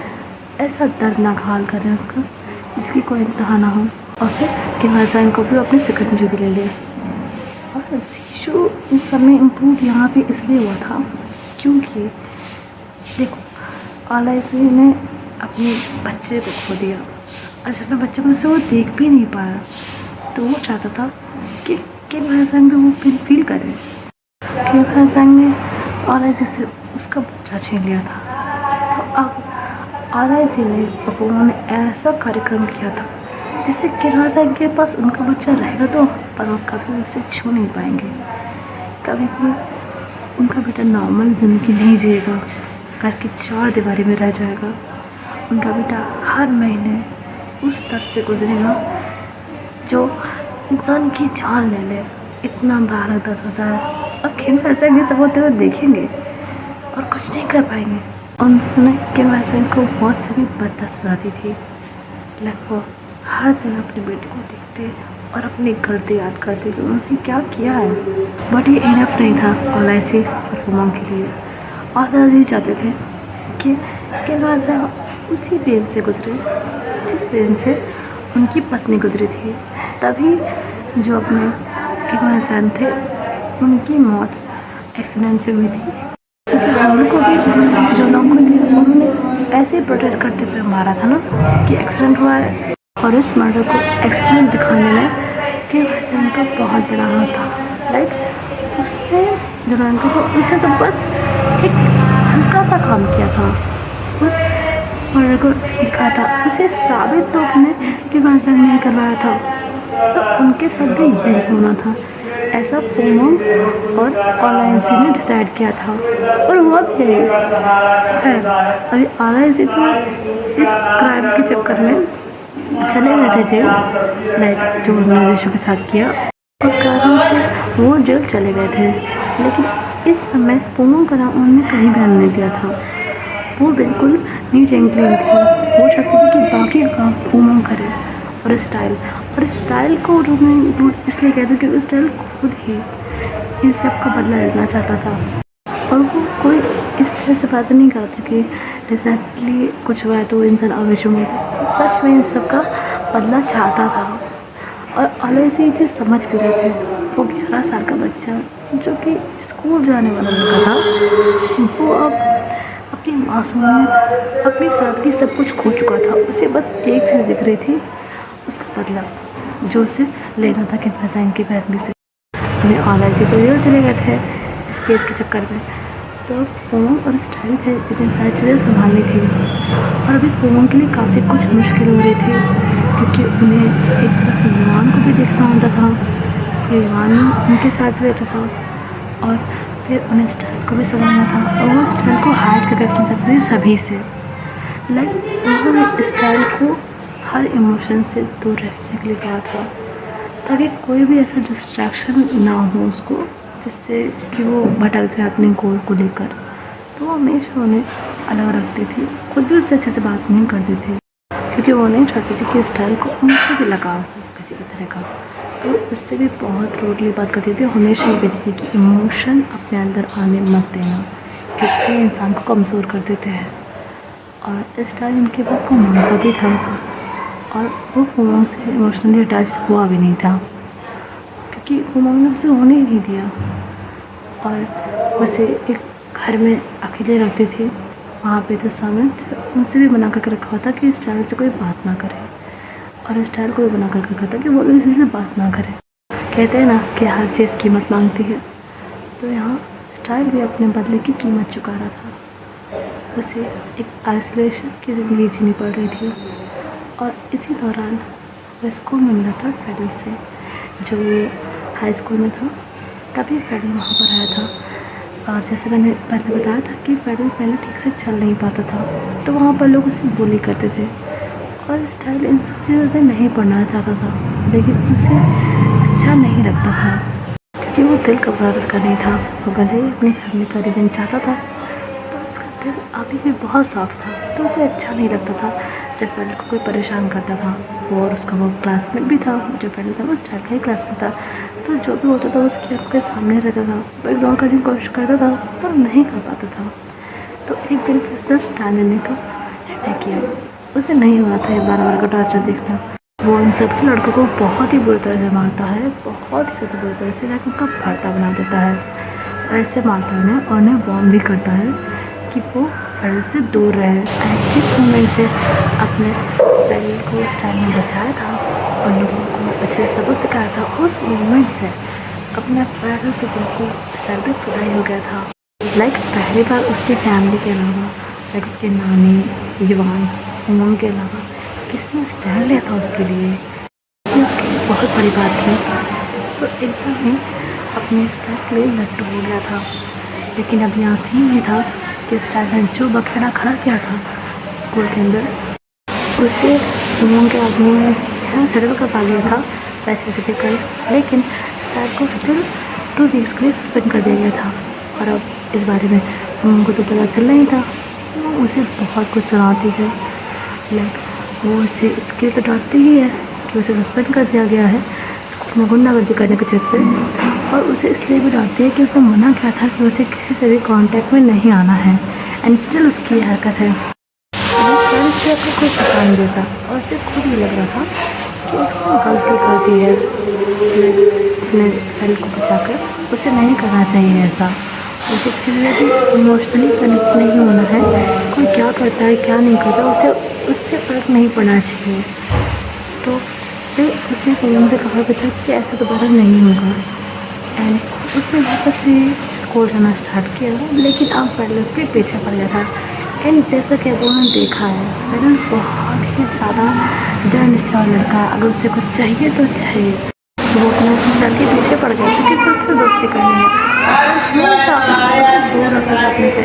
उससे बोलता भी है कि मेरा पीछा मत करो, लेकिन ना, फेडल कहाँ मानने वाला था। अभी सालों से और भी नहीं करना चाहता था और उसके साथ रहना भी नहीं चाहता था, पर उससे दूरी बनाने की सोचता था, पर ये लड़का तो मानता ही नहीं था।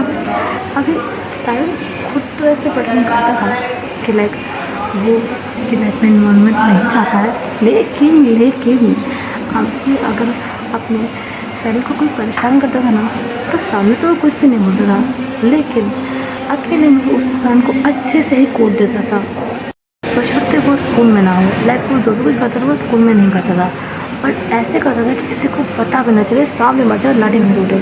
हमेशा अपना फेस को कवर करके रखता था, लेकिन उससे खुद के इमोशन पर कंट्रोल नहीं हो रहे थे।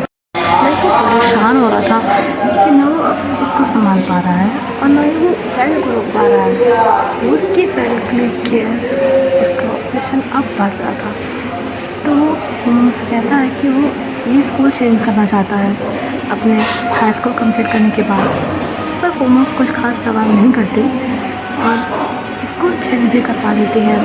जो अपना उसका स्कूल था वो चेंज हो जाता है, लेकिन उससे पहले वहाँ पर जो फेयरवेल पार्टी होती है ना, वो हाई स्कूल के बाद होती है ना फेयरवेल पार्टी, वो हुई थी उसके ओल्ड स्कूल में। वहाँ उसने अपने फेडल को एक चिट के द्वारा एक खाली क्लासरूम में बुलाया था।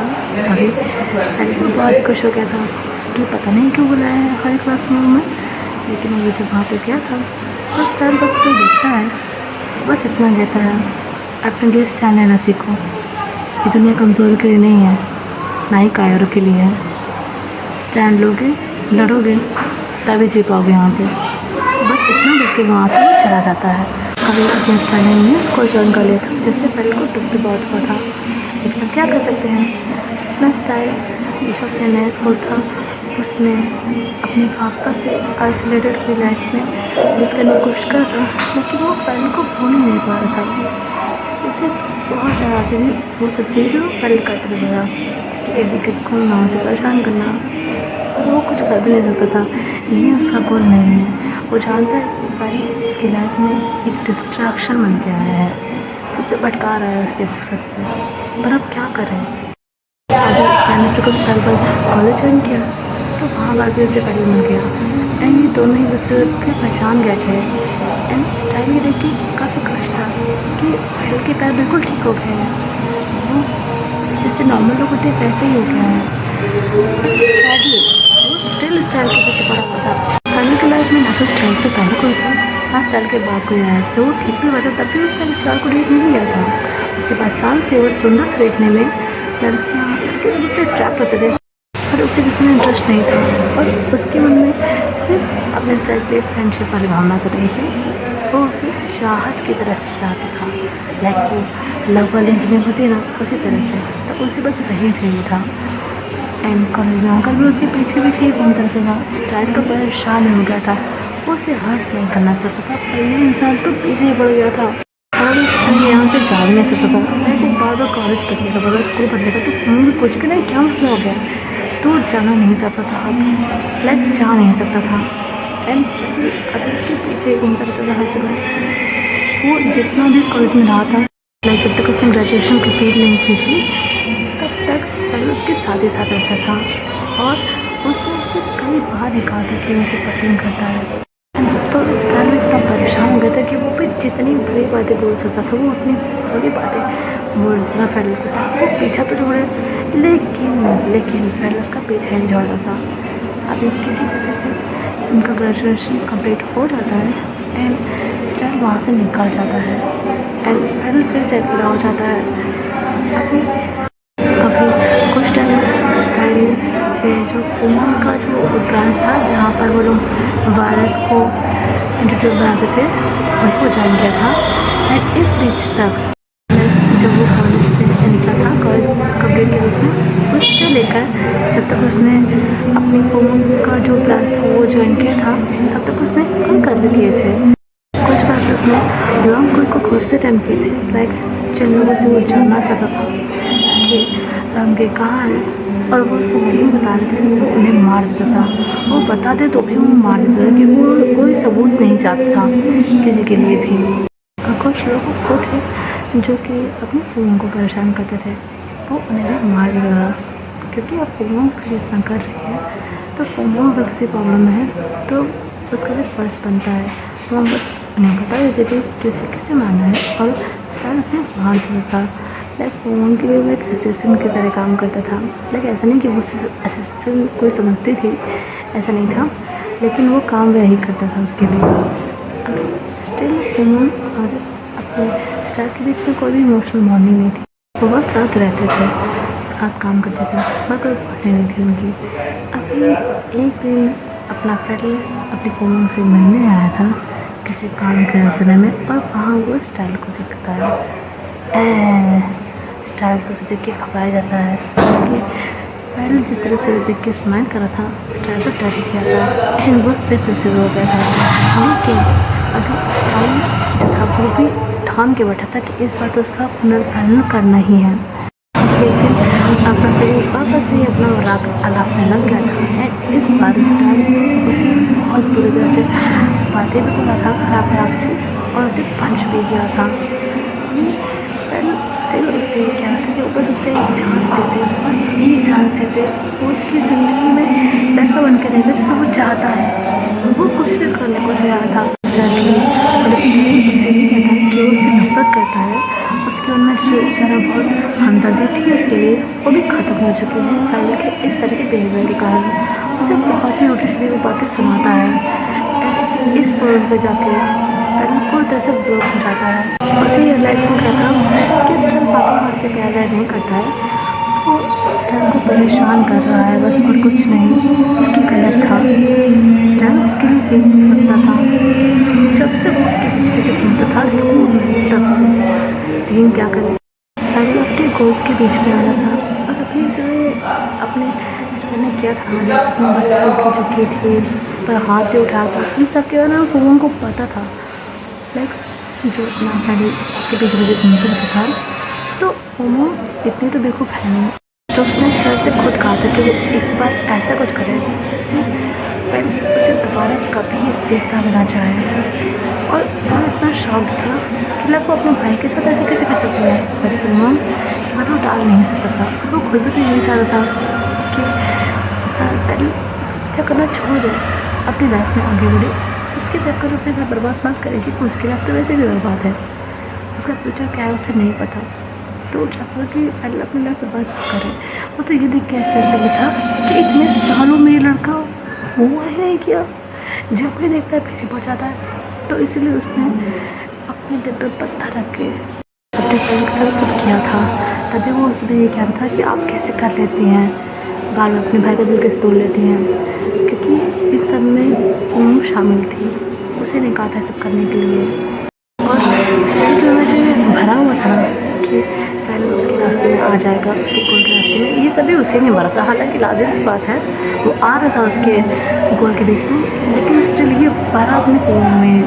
अभी इसके बाद अपने फ्रेंड और स्टाइल का आपस में कोई कांटेक्ट नहीं था।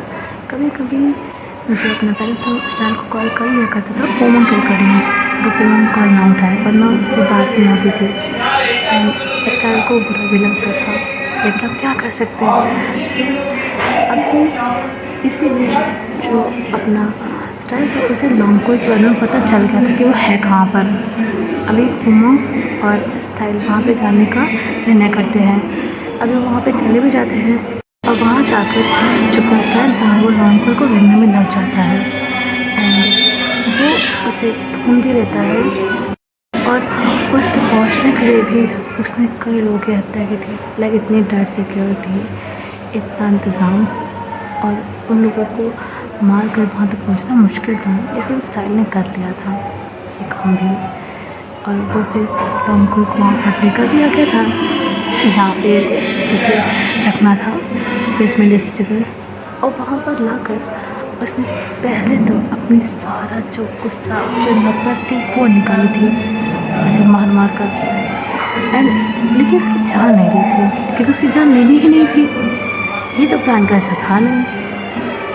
अभी जो अपने फोमो और स्टाइल थे वो ऑब्वियसली कवर्ड थे, लाइक उन्होंने मास्क लगा रखा था, क्योंकि अपने लॉन्ग को मारना तो था नहीं जैसे अपना चेहरा दिखा दिया जाए।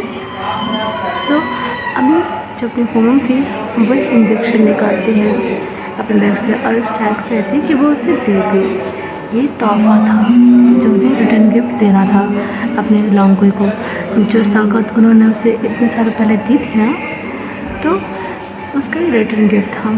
अभी अपना स्टाइल बहुत ही गुस्से में और एग्रेशन से अपने लॉन्ग को वो इंजेक्शन लगा देता है, और उसके बाद लॉन्ग बेहोश रहता है, और फिर वो उसे वापस ही उसके घर के सामने फेंक देता है।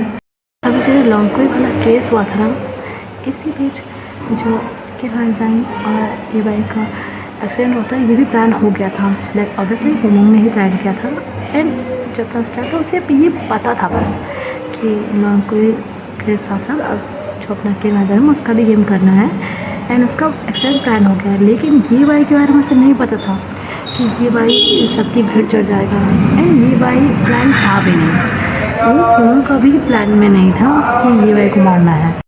शेड्यूल के हिसाब से उस समय ये बाइक को एक मीटिंग करनी थी, जिसके लिए उसे ऑफिस में रुकना था और के भाईजान को जाना था।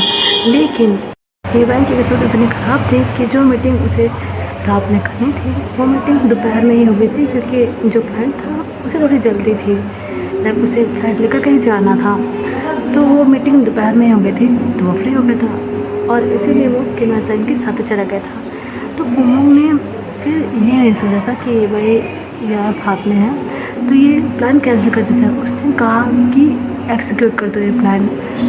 वो उसमें रोक सकती थी इस प्लान को और ये भाई बच सकता था कि मैं बच जाता, बाद में मर जाता, कोई बात नहीं थी, लेकिन उसने एग्जीक्यूशन ही ज़रूरी समझा, जिसके कारण ये भाई भी बेचारा बेफालतू में मर गया। लेकिन स्टाइल का इन सब में कोई हाथ नहीं था, उसे पता भी नहीं था कि ये प्लान क्या है। उसे बस में बोला कि उसके मौत का सोच रखा है अपने के नज़र का। उसे नहीं पता था कि इन सब में ये भाई भी शामिल हो जाएगा। वो जब लॉन्गकुई का केस सॉल्व करके आया था और जो लोगों को उसने मारा था उन सबको ठिकाने लगा दिया था उसने, उनकी डेड बॉडीज़ को। उसके बाद जब वो आया था उसे पता चला कि ये भाई यहाँ पे मर गया है। तो उसने अपने फुमोंग से पूछा भी था कि ये भाई क्यों वो तो इन सब में शामिल नहीं था। तो उन्होंने उससे कहा था कि लाइक हाँ वो शामिल नहीं था और उसे माना भी नहीं था, लेकिन वो एंड मोमेंट के साथ में आ गया तो उसने उसे भी मरवा दिया। एंड उसे इतना सोचने की ज़रूरत नहीं है, ये वही लड़का है जिसके फादर ने उसकी फैमिली को मरवाया है, तो इतना ना सोचे। लेकिन स्टार ने तब भी कहा था कि ये भाई की सब में कोई गलती नहीं थी। तो उसने ये भी कहा था कि गलती तो जीशू की भी नहीं थी, पर वो भी तो भीड़ चढ़ गया ना, इतना सोचने की ज़रूरत नहीं है, अपना दिमाग ना लगाया वो। तो अब स्टार कुछ बोल भी नहीं पा रहे थे फिर। एंड अब जब वो अपना सारा बदला ले चुके हैं स्टाइल का अपना, तो अब वो स्टाइल से अच्छे से बिहेव करती है एंड उससे प्यार से बात भी करती है। लेकिन अब क्या फ़ायदा, जो मेंटल टॉर्चर, डिप्रेशन, ट्रॉमा उसने देखा है वो सही हो जाएगा नहीं, ऐसा कुछ नहीं होने वाला। तो स्टाइल स्टिल अपनी फुमोंग से इमोशनली कनेक्टेड नहीं है और ना वो होना चाहता है। वो फुमोंग के बहुत रिस्पेक्ट करता है, लाइक बहुत ज़्यादा। अगर फुमोंग नहीं होती तो वो ना तो अपना रिवेंज ले पाता और ना ही पता नहीं कौन सी जगह पे वो था, लेकिन वो उससे इमोशनली कनेक्टेड नहीं है और ना होना चाहता है वो, क्योंकि उसे उस हर इंसान से प्रॉब्लम है जो फैडल को तकलीफ देता है।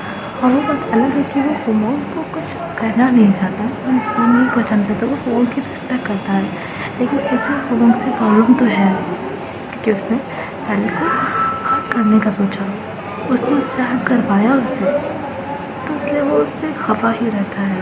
हालांकि वो कभी फुमोंग को कुछ उल्टा जवाब नहीं देता, जब फुमोंग कहती है वैसा ही करता है, सब कुछ उसके हिसाब से करता है, बट वो उससे कनेक्टेड नहीं होना चाहता, उसका दिल इसी का ही नहीं देता। अभी आप लोग सोच रहे होंगे ना कि लाइक स्टाइल और फुमोंग का रिवेंज पूरा कैसे हुआ और वो इंजेक्शन क्या था जो उन लोगों ने लॉन्गकुई को इंजेक्ट किया था। दरअसल उस इंजेक्शन में एक ऐसा वायरस है जो कि धीरे धीरे करके अपने लॉन्गकुई के शरीर को सड़ाने लग जाएगा। लाइक उस वायरस से लॉन्गकुई का शरीर कुछ महीनों में, लाइक 2 से 4 महीनों में सड़ जाएगा एकदम ही, और ये उसके लिए सबसे अच्छी सज़ा होगी। लाइक लोग एक बार में मर जाएं तो वो तो बहुत आसान सी सज़ा होती है, लेकिन धीरे धीरे करके अपने शरीर को सड़ता हुआ देखें, एक ऐसा वायरस अपने शरीर में पाएं जिसका कोई एंटीडोट ही नहीं है, तो उससे अच्छी सज़ा कोई हो ही नहीं सकती। अब लॉन्गकुई जब तक भी जिंदा रहेगा अपने शरीर को देखता रहेगा और अपने गुनाहों के बारे में सोचता रहेगा। खैर, अभी आप लोग ये भी सोच रहे होंगे ना कि ज़ैनरियो के सामने जब ये सब कुछ हो रहा था तो उसने कुछ किया क्यों नहीं। लाइक ज़ैनरियो उस समय किन वाजन के साथ ही था, जो उसने पुलिस वाले से कहा था कि वो इस केस को हैंडल कर लेगा एंड अब पुलिस को संभाल लेना। एंड उसके बाद जो उसने किया वो भी ज़ैनरियो जानता था, तो उसने कुछ किया क्यों नहीं। इसकी वजह मैं आपको बताती हूँ। जो अपने ज़ैनरियो थे उनका जो छोटा बेटा था, लाइक हमारा वैन गेजिंग, जिस टाइम पर ये सब हुआ था लाइक 17 साल पहले, उससे 1 साल पहले हमारे वैन गेजिंग को बहुत गहरी चोट आई थी। लाइक वो सीढ़ियों से गिर गया था, उसके सर से बहुत खून गया था, बहुत ज़्यादा। एंड उसका जो ब्लड ग्रुप था वो गोल्डन ब्लड था, वो खून जल्दी मिलता भी नहीं, हॉस्पिटल में भी वो नहीं था। लेकिन अपने किन वैन जो थे वो जैसे ही पता चला था वहाँ से भागे भागे आए थे और उनका जो खून था वो मैच करता था अपने वैन गेजिंग से, तो उन्होंने अपना खून दे दिया था जिससे वैन गेजिंग की जान बच पाई थी। तो ये कर्ज रह गया था ज़ैनरियो के ऊपर और इसीलिए वो किन वैन को समय कुछ बोल नहीं पाए थे, क्योंकि जब उनका बेटे पे बात आई थी तब किन वैन ने उनकी मदद की थी और आज किन वैन अपने भाई के लिए सब कुछ करने वाले हैं, तो वो कैसे उन्हें रोक सकते थे। उनका कर्ज था अपने ज़ैनरियो के ऊपर, तो वो कुछ बोल नहीं पाए थे और इसी कारण से जो शिशु था उसकी लाइफ बर्बाद हो गई थी, क्योंकि अगर जैंड्रयू उस दिन मैजन को रोक लिए होते तो शायद सारे सबूत सही सलामत होते। शायद किन ने अपने भाई को बचाने के लिए कुछ भी नहीं किया होता, शायद लॉन्ग को अरेस्ट हो गया होता और लोग के साथ जो उसने किया था उस गुनाह के लिए, और ऑलराइज को ये सब करने की ज़रूरत ही नहीं होती। एंड टू बी ऑनेस्ट ये सही था। अगर जैंड्रयू ने उस दिन किन को रोक लिया होता तो आज स्टाइल की हालत नहीं होती, उसके परिवार वाले नहीं मरते, ना ही शिशु की ऐसी हालत होती और ना ही ये भाई मरता, इसकी वजह से वेन तो सफ़र भी नहीं करता। तो कहीं ना कहीं इन सब का कारण कहीं ना कहीं वेन गेजिंग था। लाइक वो इन सब का डायरेक्टली कारण तो नहीं था, लेकिन इनडायरेक्टली वो इन सब की वजह बन गया था। अभी जो फेडरल था उसका लास्ट जो अपने स्टाइल से झगड़ा हुआ था, जब उसने कहा था कि उसे हेट करता है वगैरह वगैरह, उसके बाद से फेडरल ने बहुत कोशिश की थी स्टाइल को बुलाने के लिए, और उसे लगता था कि उसने उसे बुला भी दिया है। एंड ये चीज़ कहीं ना कहीं उसे लग रहा था कि सच भी है, और उसे अपनी जीशु से प्यार भी हो गया था। लेकिन जीशु से प्यार करने के बावजूद उसके दिल में कहीं ना कहीं अपने स्टाइल के लिए स्टिल फीलिंग थी, और ये चीज़ वो भी जानता है। लेकिन अब वो इन सब में पड़ना नहीं चाहता, वो अपना ध्यान अपने जीशु पर ही लगाना चाहता है। लेकिन उसकी किस्मत इतनी खराब है कि बार बार उसे स्टाइल के सामने लगे खड़ा कर देती है, और उसे स्टाइल की फिक्र भी बहुत होती है, और वो चीज़ ये एडमिट करता है क्योंकि स्टाइल के साथ उसने बहुत समय बिताया है।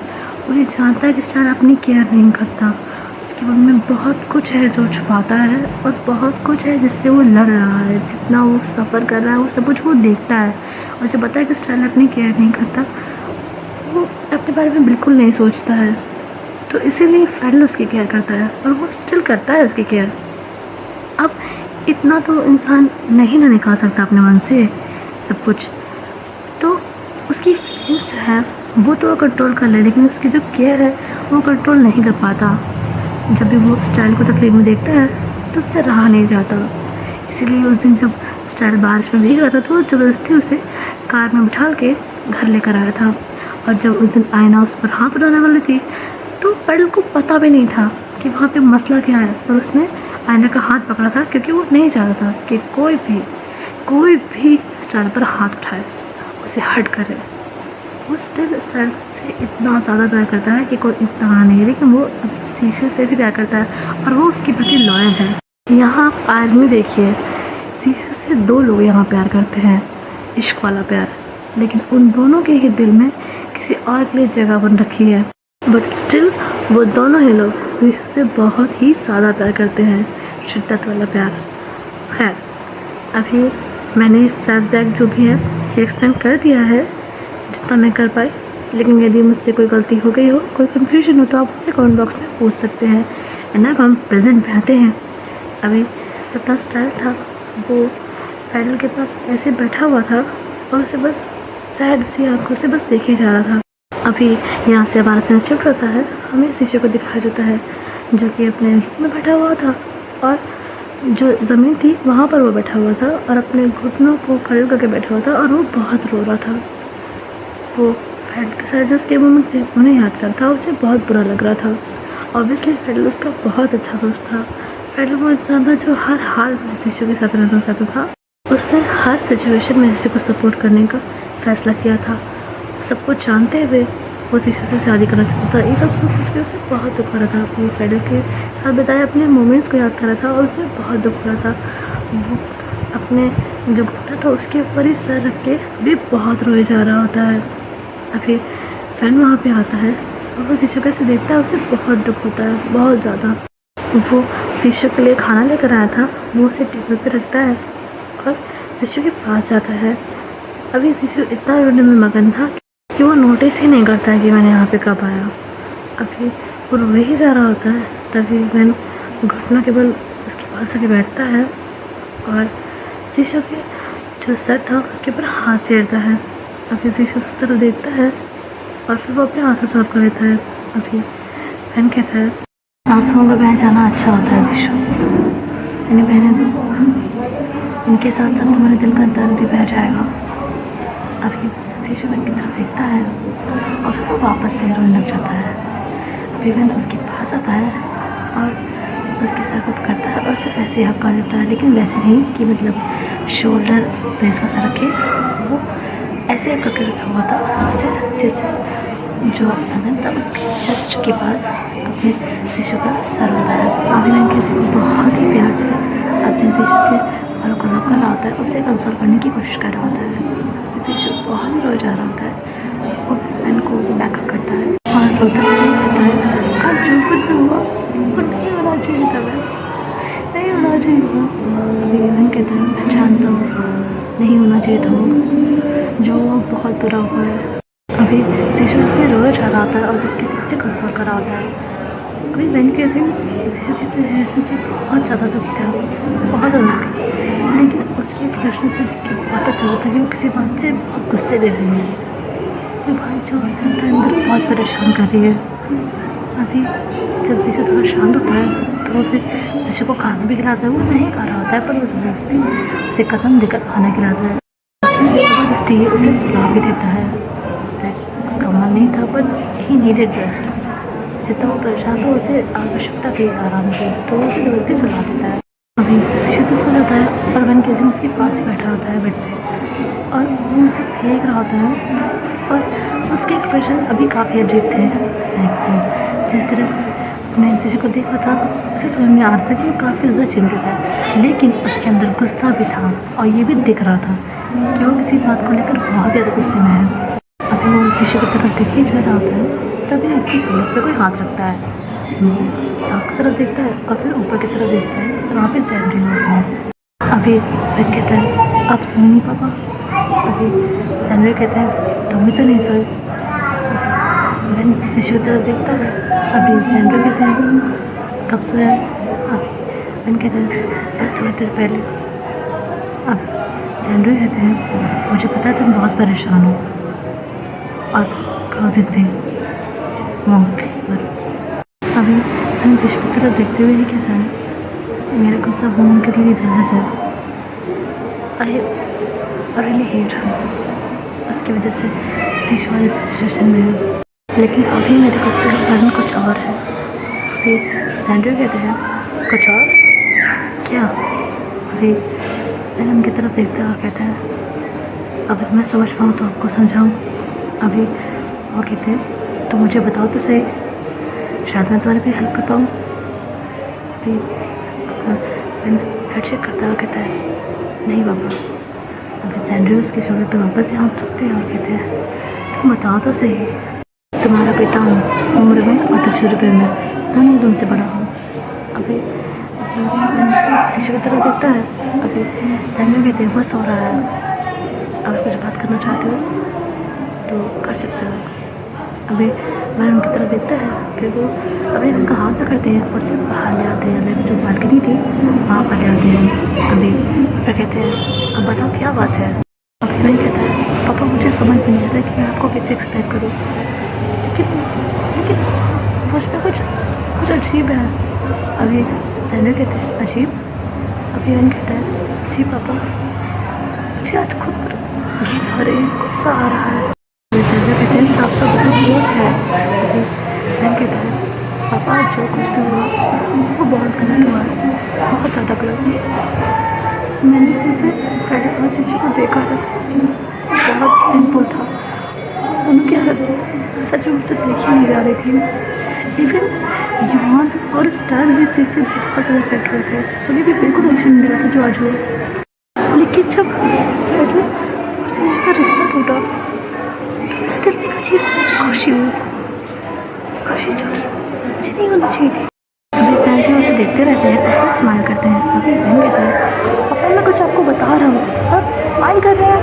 अभी कहते हैं हाँ क्योंकि बात ही ऐसी है, मुझे जो अपने समय से लग रहा था आखिर वही हो गया है। अभी बहन कहते हैं क्या हुआ है और जो भी हुआ है उसका मेरी बात से क्या लेना देना। इतना सैंड्री उसके पास आते हैं और कहते हैं तुम जानना चाहते हो ना कि तुम ये अचीव फील क्यों कर रहे हो, तुम्हें खुशी क्यों हो रही है जबकि तुम्हें दुख होना चाहिए। अभी बहन कहता है जी। अभी वो फिर उसके दोनों शोल्डर पे हाथ रखते हैं और कहते हैं जो मैं बोल रहा हूँ उसे आप ध्यान से सुनना, बहुत ध्यान से, और जब तक मेरी बात कंप्लीट ना हो तुम कुछ बोलना मत, समझे? अभी मैं कहता है पापा प्लीज़ आप बताइए जो आपको कहना है, मैं वैसे भी बहुत परेशान हूँ, अगर आपकी बात से मेरी हेल्प हो पाएगी तो बहुत अच्छी बात है ना। अभी सैंडल कहता है तुम जानना चाहते हो ना कि तुम ऐसा क्यों फील कर रहे हो? अभी मैं कहता है जी। अभी सैंडल कहते हैं फैन तुम्हें किसी से प्यार हो गया है। अभी ना मेरे एकदम से बिछड़ता कहता है क्या कह रहे हैं आप, आपको पता है ना पापा आप क्या कह रहे हैं? अभी सैंडल कहते हैं मैं सच कह रहा हूँ बेटा, तुम्हारे पिछले दिन के रवैये से मुझे लगने ही लगा था कि मैं जो सोच रहा हूँ वो सही है। और देखो आज तुमने खुद मेरी बात को कंफर्म कर दिया। बहन कहता है मुझे नहीं पता था कि अब बात का ऐसा मतलब निकालेंगे, ऐसा कुछ भी नहीं है। ये जो मेरा दोस्त है मैं सिर्फ एक ही इंसान से प्यार करता था, करता हूँ और करता रहूँगा, और वो है भाई। उसके अलावा मैंने कभी किसी के बारे में नहीं सोचा है और ना कभी सोचूंगा। सैंडल कहता है सोचना तो बहुत छोटी सी बात है बेटा, तुम तो शीशे को अपने दिल में झुका के बैठे हो। अभी बहन कहता है ऐसा कुछ भी नहीं है, ये किसी घटिया सी बात कर रहे हो, ऐसा कुछ भी नहीं है। वो मेरा दोस्त है और दोस्त ही रहेगा, मैं सिर्फ एक इंसान से प्यार करता हूँ, वो है भाई। अभी सैंडल कहते हैं हाँ तुम इससे प्यार करते हो, करते भी रहोगे, पोजीशन तुम्हारे दिल में जगह बना ली है, वरना तुम बताओ कौन सा ऐसा दोस्त है जो अपने दोस्त के रिश्ते टूटने पर खुश होता है? ऐसे दोस्त तो मैंने नहीं देखा, या तो वो उस तरह के दोस्त होते हैं जिन्हें अपने दोस्त से कोई प्रॉब्लम होती है, जो कि अपने दोस्त से चलते हैं। तुम तो ऐसे हो नहीं, तो तुम बताओ और क्या कारण हो सकता है? जब इससे तुमसे बात नहीं करता तो तुम बिन पानी मछली की तरह उड़ाते रहते हो, जब तुमसे बात करता है तो तुम फूल की तरह खिल जाते हो, जब तुम्हारे पास होता है तो तुम्हें बहुत खुशी होती है, जब नहीं होता तुम कुत्ते की तरह मुँह लग रहते हो, और तुम कह रहे हो कि इससे प्यार नहीं करते। बेटा ये झूठ ना तो अपने आप से बोलो, मुझसे नहीं, तो तुमसे बेहतर जानता हूँ मैं, तुम से प्यार करते हो।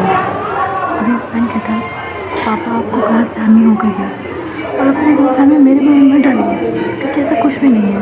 अभी सैंडल कहते हैं बेटा बेवकूफ़ तुम हो, मुझे ना बनाओ, मैंने तुमसे ज़्यादा दुनिया देखी है और तुम्हें तुमसे बेहतर जानता भी हूँ, तो मुझसे झूठ ना बोलो। तो और तुम्हें पता है पिछले कुछ महीनों में जब मैं तुम उनको साथ में देखता था तो मैं तो बस यही बनाता था कि तुम दोनों साथ हो जाओ, क्योंकि तुम दोनों को देख के साफ लगता है कि तुम दोनों एक दूसरे के लिए बने हो।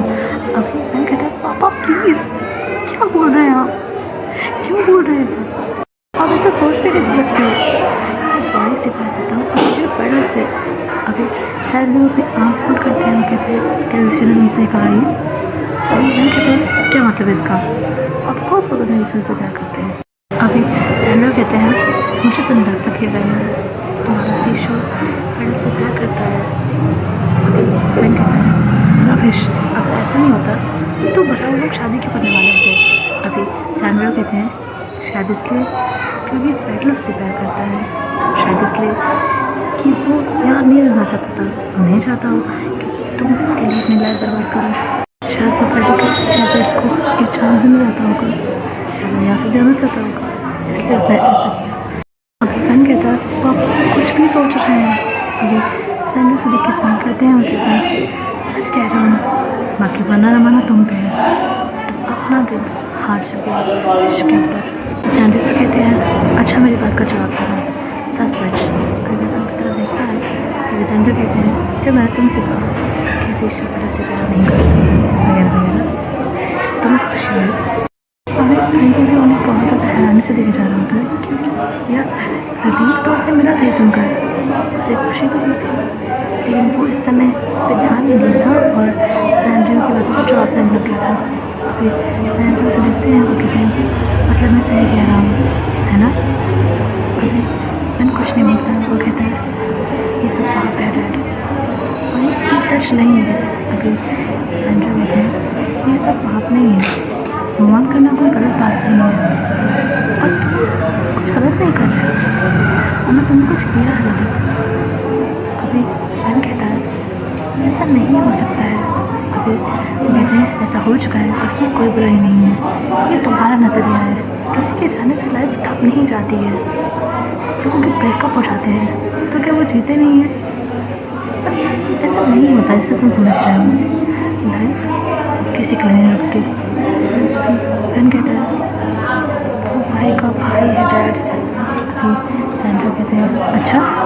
अगर कोई और होता तब तो कहीं गलत नहीं लगता। अभी बहन कहता है डैड मेरी सिचुएशन को और कॉम्प्लिकेट मत कीजिए। अभी वो कहते हैं कॉम्प्लिकेट कुछ भी नहीं है, सब पानी की तरह साफ है। शीशु पहले से प्यार नहीं करता तो शीशु से प्यार करते हुए अभी उनसे नजरें फेरते हुए साइड पर देखता है और कहता है अगर शीशु से प्यार नहीं कर रहा होता तो आज वो इतना दुखी नहीं होता। अभी सैंड्रो कहते हैं वो दुखी अपने दोस्त के लिए है जिसे उसने आज खोया है। वो दोस्त जो उसको हर हाल में अपनाने को तैयार था, उसके आदत जानते हुए भी। कोई भी ऐसा होता, कोई भी दुखी होता, अगर मैं उसकी जगह होता तो मैं भी ऐसे करता। अब वो प्यार नहीं है। अभी बहन की तरफ देखता है, सैंड्रो वापस उसके पास आते हैं, उसके सर पे हाथ फेरते हैं और कहते हैं शीशु वो बहुत अच्छा लगा है, बस अब हमें प्लीज़। अभी मैं कहता अब कैसी बातें कर रहे हैं डैड। अभी सैंड्रो कहते हैं मैं तुम दोनों को साथ देखना चाहता हूँ, पहले भी चाहता था अब भी चाहता हूँ और हमेशा चाहूँगा। और देखना एक दिन तुम अपनी बेलियों को तोड़ के खुद अपने शीशु के पास आओगे, देखना। अभी बहन कहते हैं ऐसा कुछ नहीं होगा, कभी नहीं होगा डैड। अभी सैंड्रो कहते हैं ऐसा होगा ज़रूर, मैं तुम्हें जानता हूँ, मैं अपने बेटे को जानता हूँ, उसके इमोशंस को समझता हूँ, ऐसा होगा, बस तब तक बहुत देर ना हो जाए। मैं तो सोच रहा हूँ आज जो रिश्ता टूटा है ये भी किसी का इशारा है, उसने फ्रेंड के साथ जोड़ी बनाई ही नहीं है। एनीवेज रात 2 हो चुकी है, तुम्हें सो जाना चाहिए, गुड नाइट। अभी वो अपने बहन की सिंह की मन में खलबली मचाकर उसे बड़े ही आराम से गुड नाइट बोलकर वहाँ से चले जाते हैं इस्तेमाल करते हुए। अभी सैंड्रो ने जो कहा था वो सच में इस बात के लिए बिल्कुल सिंसियर थे। वो चाहते थे कि बहन की सिंह और शीशु की लाइफ सेटल हो जाए और दोनों एक दूसरे के साथ रहे। और वो जो भी कुछ किए थे पास्ट में उसका उन्हें बहुत दुख था। आज वो खुद को कसूरवार मानते हैं जो भी कुछ पास्ट में था उसके लिए। और वो इसीलिए उस दिन उमंग से बोले थे, जब उमंग बोली थी कि बहन के शीशु का इतना ख्याल कर रखता है वगैरह वगैरह, तो उन्होंने इसीलिए कहा था कि तुम्हारा बेटा अगर शीशु के लिए 1000 बार मर भी जाए तो भी कम होगा, क्योंकि वो भी जानते हैं कि जो कुछ भी हुआ था उसमें एक कारण बहन था। हालांकि वो बहन को दोषी नहीं ठहराते, बस उन्होंने उस दिन गुस्से में ही ऐसे बोल दिया था। लोग सच में ये चाहते हैं कि शीशु और बहन एक दूसरे के साथ रहें, क्योंकि वो देखते हैं कि बहन की किस हद तक शीशु के लिए मूवमेंट हो चुका है। मैं कुछ शीशु के अलावा कुछ दिखता ही नहीं है, कुछ सोचता ही नहीं है वो, तो वो चाहते हैं कि वो उसके साथ रहे, क्योंकि बहन की खुशी शीशु में ही है। सो फिलहाल के लिए इतना ही गाइस, मैं मिलती हूँ आपको प्रॉमिस एंड पीसेस के नेक्स्ट चैप्टर में। तब तक ये वीडियो पसंद आया हो तो लाइक कर दीजिएगा, चैनल पे हैं तो सब्सक्राइब कर दीजिएगा, वीडियो को शेयर कर दीजिएगा, एक कमेंट चैनल से तो लिख दीजिएगा गाइस। फिर मुझे पता है कि बैकग्राउंड में बहुत ज़्यादा नॉइसेस आए हैं, बहुत ज़्यादा, हद से ज़्यादा, बट क्या बताऊँ मैं कहाँ जाकर रिकॉर्डिंग करूँ, मेरे पास कोई अभी जगह नहीं है, इसलिए मुझे जहाँ पे जगह मिलती है वहाँ पे रिकॉर्डिंग कर लेती हूँ। लेकिन स्टिल अगर आपको कुछ समझ में ना आए तो प्लीज़ मेरे कमेंट बॉक्स के दरवाजे आपके लिए सदा ही खुले हैं, आप मुझे वहाँ पे पूछ सकते हैं। जिसको भी कोई भी क्वेश्चन लगे, स्टोरी में कुछ समझ में ना आया हो तो आप मुझसे बेझिझक वहाँ पे पूछ सकते हैं। एंड हाँ, आज कृष्ण जन्माष्टमी है तो उस सब के लिए आप सभी को हार्दिक शुभकामनाएं। अच्छे से एंजॉय कीजिएगा जन्माष्टमी को। एंड फिलहाल मैं साक्षी आप सभी से विदा लेती हूँ, मिलती हूँ जैसे कि मैंने कहा प्रॉमिस एंड पीसेस के नेक्स्ट चैप्टर में। तब तक के लिए बाय बाय, जय हिंद, please take care of yourselves guys, love you all and happy Janmashtami.